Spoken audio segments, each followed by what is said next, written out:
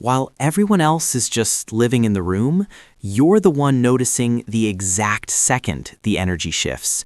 You catch the micro frown hidden behind a smile, the laugh that fades half a second too early, the tension nobody names but everyone feels.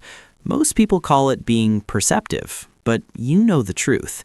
Seeing everything doesn't feel like a gift, it feels heavy. It has a name. Hyper-awareness, and it's far more psychologically complex than you think. If this feels uncomfortably accurate, pause for a second. You're not broken. You're not malfunctioning.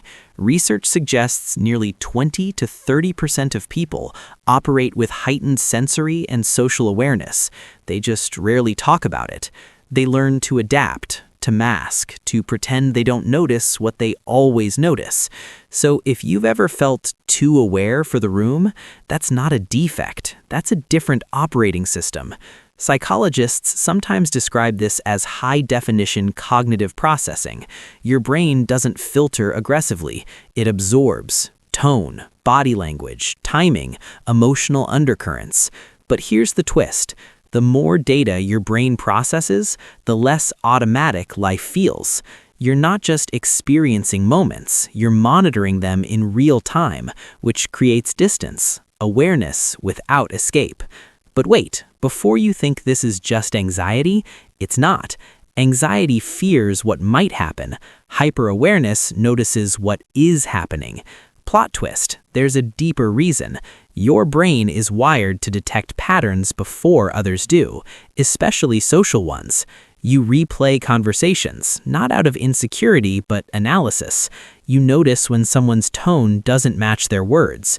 You feel drained by small talk because it lacks informational value. You pick up on inconsistencies instantly, mood shifts, power dynamics, unspoken rules, and sometimes you wish, just for a moment, that you could not notice. But the truth? This level of perception requires intelligence, cognitive depth, emotional literacy. But here's the twist most people never hear. This trait didn't evolve to isolate you. It evolved to observe. You're not an outsider. You're the pattern seeker, the one who stands just far enough outside the circle to see where the circle is heading. Every system needs someone like that, not to dominate it, but to understand it. While others react, you anticipate. While others blend in, you map the structure. And society quietly depends on people who see early.